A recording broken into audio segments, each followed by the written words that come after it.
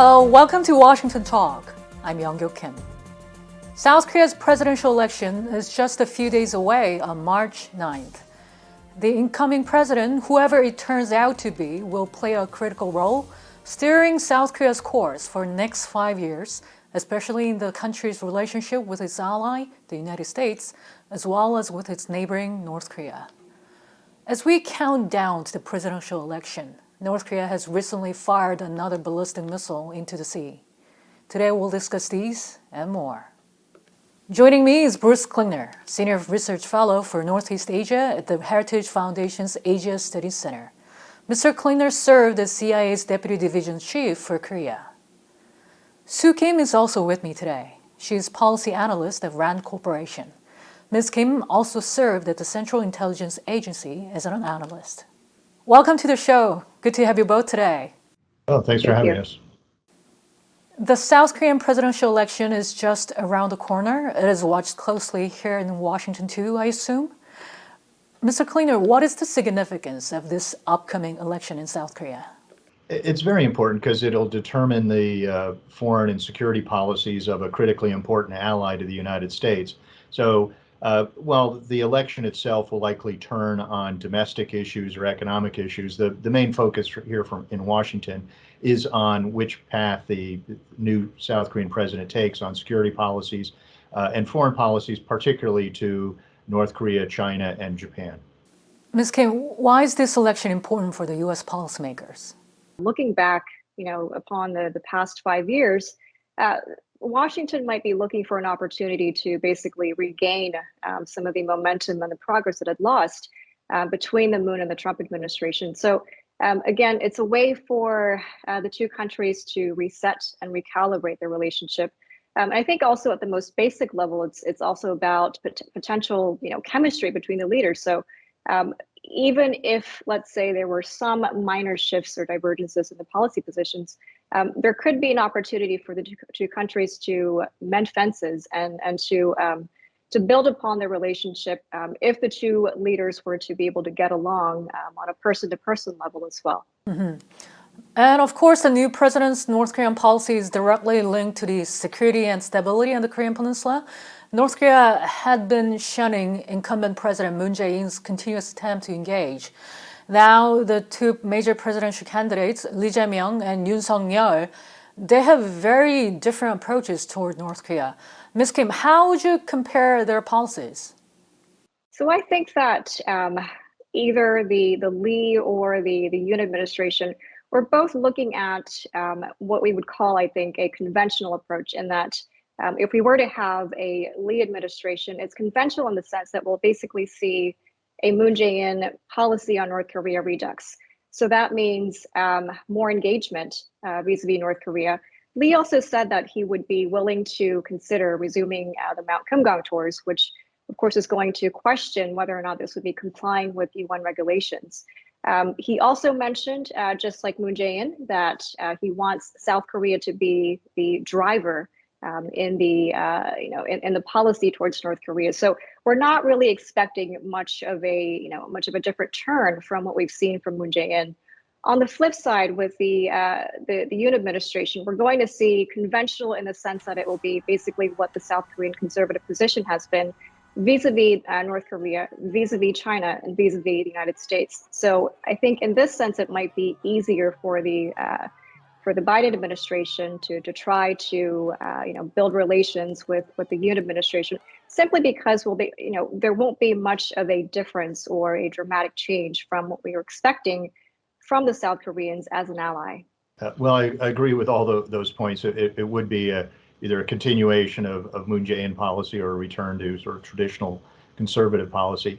With Mr. Lee, we see a continued emphasis on end-of-war declaration, a premature OPCON transition, a soft approach to North Korea based on the idea of change through trade, advocating a long list of economic benefits and other benefits to North Korea.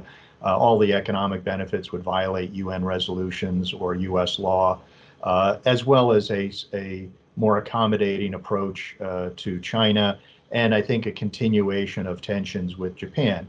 Mr. Yoon would be more pro-alliance, more in favor of enforcing UN resolutions and international law, a willingness to have diplomacy with North Korea, but a requirement for North Korea, who's the one in violation of resolutions, to make movement towards compliance in order to receive benefits. And perhaps a better, though still strained, relationship with Japan. I think there's a better chance of improved bilateral relations, and in that way, more trilateral cooperation with the U.S. towards the threats of this millennium rather than focusing on the threats of the last millennium. Mr. Klingner, will North Korea refrain from provocations if someone they prefer gets elected? No. Regardless of who's elected, North Korea will continue to do provocations when it suits their objectives. And provocations is sort of an all-encompassing term that we use, which really covers a range of actions by North Korea, from acts of war, acts of terror, violations of law and resolutions, threats, and also development of missiles and increasing the military threat to South Korea, Japan, and the United States. So it's an all-encompassing, sort of unsatisfying phrase. And all of these North Korean actions also have different objectives. Some are internal to prop up the regime's stature with the people. Others are simply improving and continuing its military capabilities. And then some are signals to Washington. But North Korea will continue to do all of these actions. It's just a matter of when. I think whether it's a conservative or progressive administration, it's just going to find a way to justify its actions. So, it's any action that the South Koreans take is just going to be fodder or justification for Kim Jong-un to continue to build and also to provoke. So let's say that we have a conservative administration under you. It's going to be a typical North Korean response where they blame the United States, or South Korea, the hostile policies, and it's this way Kim Jong-un would be able to decry any sort of defense and weapons development in Seoul, and use that, I think, to further expand the suite of missile and nuclear capabilities. If we have a progressive administration, North Korea is just going to use Seoul as basically a pushover to push forward with its plans, again, with the weapons development and provocations, under the banner, I would say, of engagement and reconciliation. It's just going to give Kim Jong-un more time to get stronger and become even more emboldened for Washington and Seoul to have to deal with. And it's just going to be a bigger problem, I think, for us to manage. Ms. Kim, you said earlier that Mr. Yoon Suk-yeol's policy might be closer to what Washington pursues with its North Korean policy. Is that correct? I would say so. I think at first blush, that's what we're going to expect, because if we're looking at a typical South Korean conservative administration, they're probably going to place security as their top policy issue. And with that, I think, is going to come prioritization of the alliance. And that, in turn, is going to set the pace and, I think, the direction of how the two countries are going to be dealing with the North Korea problem. But I would also say that with the, if we were to see a Lee administration, that's not necessarily going to mean that they're going to do a complete about-face vis-a-vis the alliance. It's going to take time, I think, for the Lee administration to actually make progress on their policies. I also think that it might be an opportunity for the United States to, show incentives or gently remind the South Koreans the value of the alliance, as well as the responsibilities that come with, I think, the partnership and South Korea's status as a leading country economically and politically. Mr. Klingner, can you also pinpoint who would be easier for the U.S. government to cooperate with? I think it'd be very much easier for the U.S. to cooperate with Mr. Yoon than Mr. Lee. Mr. Yoon would be very pro-alliance, and it tends to be conservatives are more skeptical of North Korea than the United States. Progressives in South Korea tend to be more skeptical of the U.S. than North Korea. So Mr. Yoon would highly focus on improving, maintaining the relationship with Washington.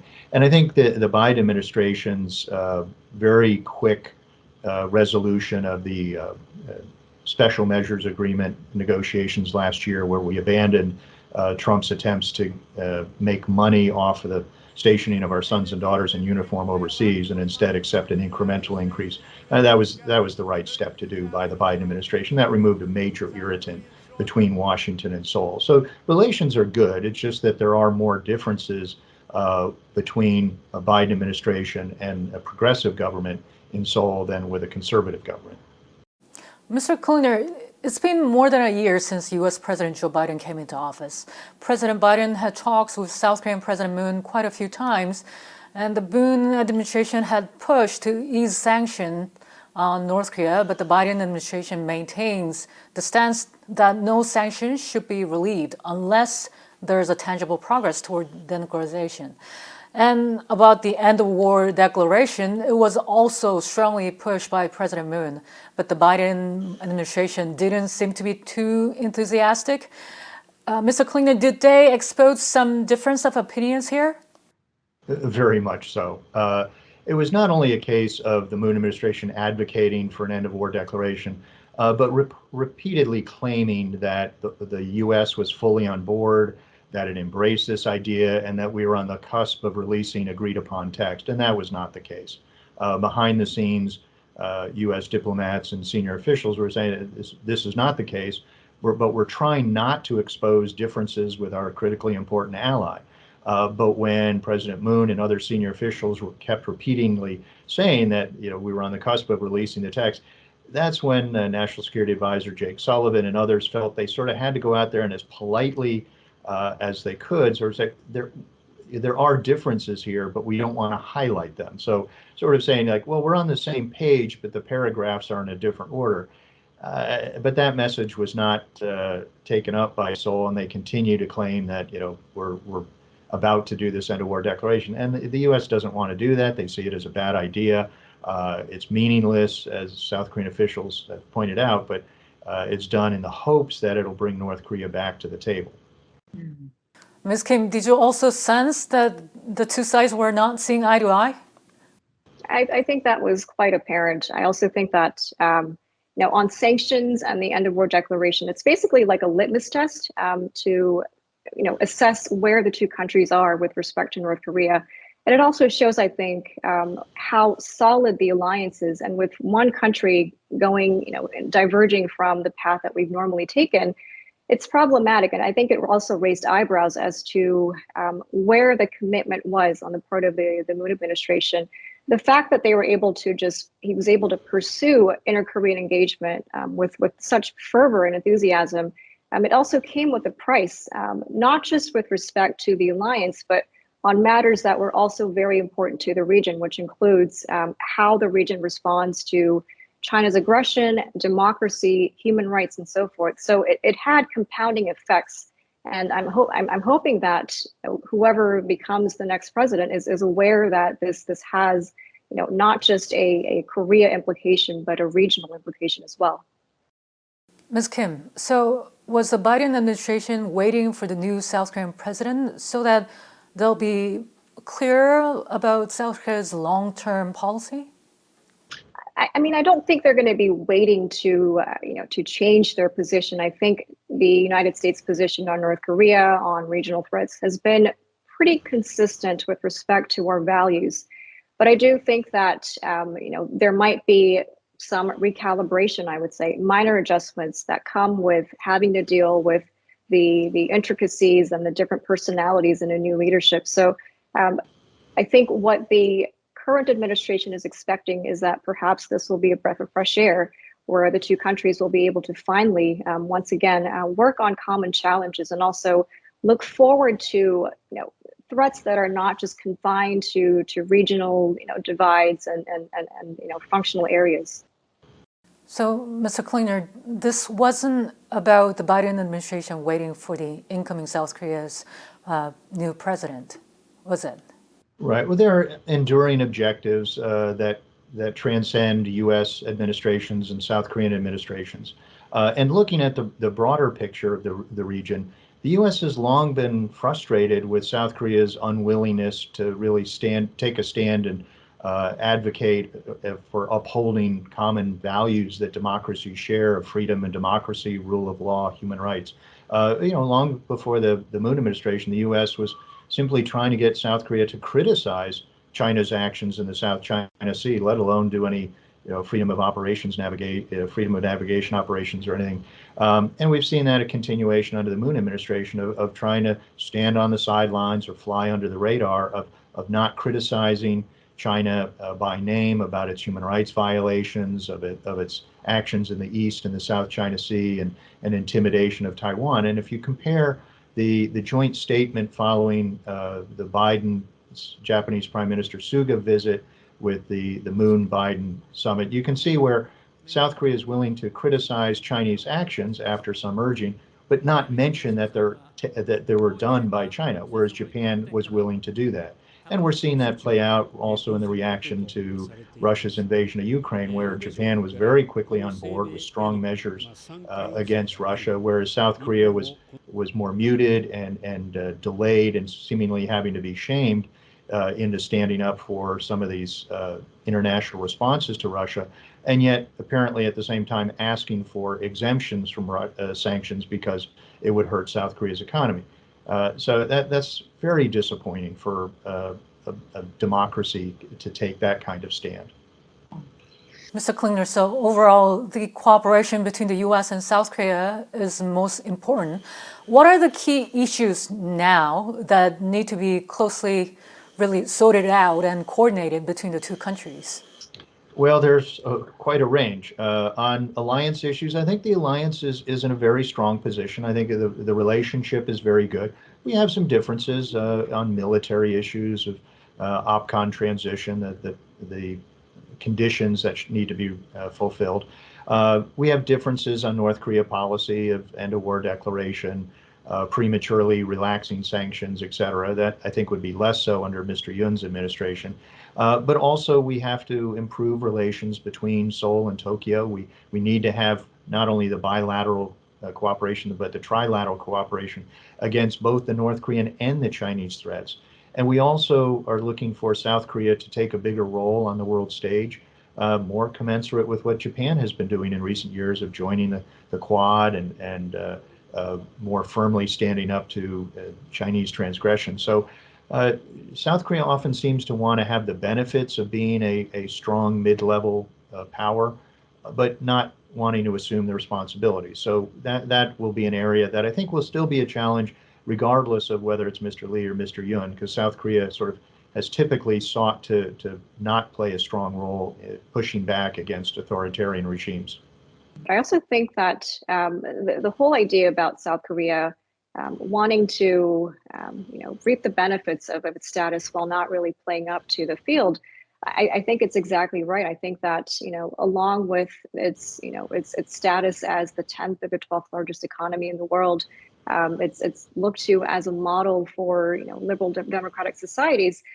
There's a responsibility that comes with it, and you need to be able to match the heft with your own heft, and we haven't really seen that in the recent several years. So the aspiration, I think, hopefully, from the United States, and also I would hope from the South Korean people, is that the next administration is going to, again, try to make some leaps and bounds, to make up for the stagnation or the idleness that we've seen from the Moon administration, and really look to not just repair the alliance and the old values, but also look forward to, as we've seen with the pandemic, with the ongoing Russia-Ukraine crisis. It's not just about my own country's national interest, but how can we better serve as responsible participants of the international community. And I think that should be the message that reverberates within the new South Korean government, but also within South Korean society. And there's one specific area that many watchers, many experts and activists call for the cooperation between the U.S. and South Korea, and that's the human rights issue in North Korea. What do you expect to see in this area when the new South Korean administration comes in, Ms. Kim first? Well, I think it depends on who becomes president. I think under a unit administration, we're probably going to see, again, a resetting And hopefully South Korea's, again, active voice, because it not only just shares a border with North Korea, but it has a responsibility to call attention to the rights of the North Korean population. And also, it's also related to the North Korean nuclear weapons program. I think the more the North Korean people's voices are muted, the more incentive and I think the more empowerment Kim Jong-un is going to feel. With respect to the Lee administration, I'm a little bit skeptical that he's going to want to take a vocal approach. We might see him tagging along, if and when it's necessary for South Korea to finally make that call. But I don't really see, a progressive, a repeat of the Moon administration being at the forefront of calling out the Kim regime's violation of human rights and just, grave crimes against humanity. Mr. Klingner, do you agree that this human rights issue in North Korea is an important issue to be dealt with? Very much so. And unfortunately, under progressive governments in South Korea, there's been a tendency to overlook or turn a blind eye to North Korean human rights violations, which the UN Commission of Inquiry deemed to be crimes against humanity because they were so widespread and systemic by the regime. So, we have to stand up for human rights. It's part of not only American values, but also South Korean values. And as South Korea celebrated Samil to honor those who stood up against an authoritarian regime, despite the cost to their own freedom and lives. South Korea also has to look towards the North Korean people who are suffering, as well as those who are suffering in China, the Uyghur minority and Hong Kong, and also now in Ukraine, where a smaller country is fighting back against a large, aggressive authoritarian government. So that the spirit of Samil, I think, is something that has to be honored not only within South Korea, but as we look at nations or peoples fighting back against oppression. So I hope the next South Korean administration will implement that as part of their overall policy, not just to North Korea. And now North Korea is continuing on with its provocations. Just right after the Beijing Olympics ended and before the Paralympics starts, North Korea fired a missile, what it claims to be a test for reconnaissance satellite. And many watchers were skeptical about that. What should we be prepared to see from North Korea after the presidential election? Mr. Klingner. Well, regardless of who's elected in South Korea, North Korea will continue to, expand and refine its missile arsenal of all ranges. And the question now is, will they resume either ICBM or satellite launch tests or another nuclear test? And it's just a matter of time, really.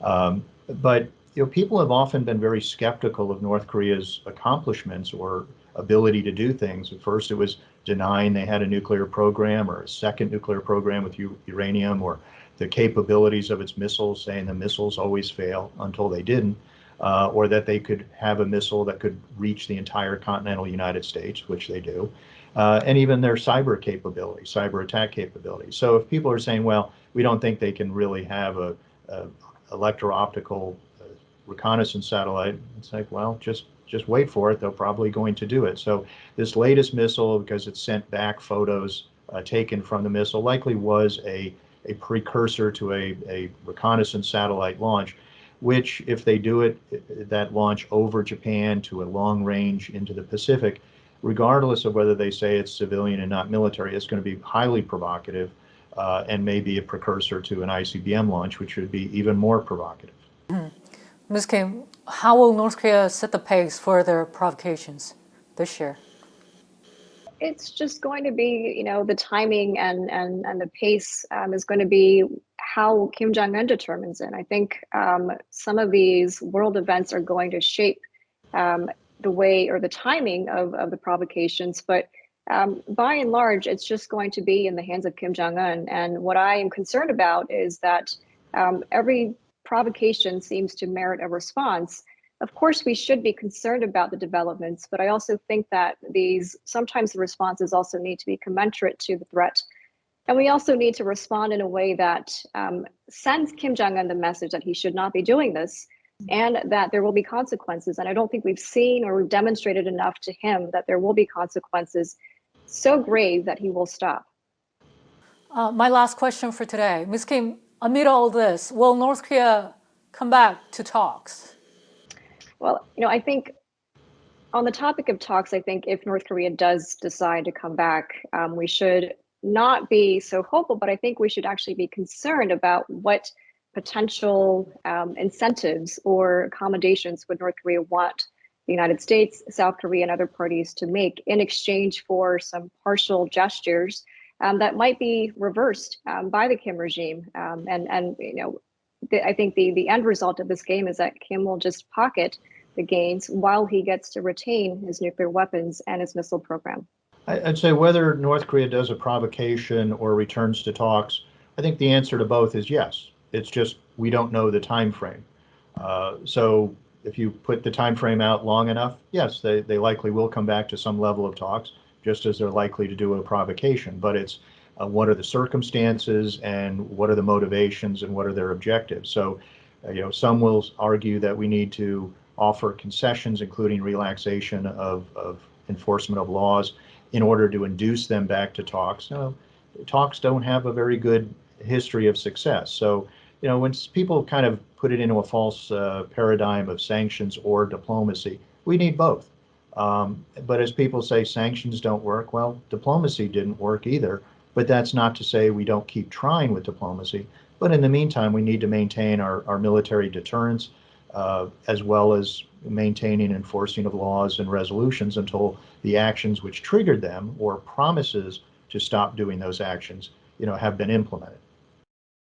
Both of the two major candidates for new South Korean president emphasized the importance of the alliance between the U.S. and South Korea. However, how each of them approaches the diplomatic affairs appears to be very different. And now, not only the South Korean voters, but also the Americans are eager to see how the presidential election in South Korea turns out. Mr. Klingner and Ms. Kim, thank you so much for your time today. Well, thank you. Thank you. And that does it for this week's Washington Talk from Voice of America. Please join us again next week for more analysis.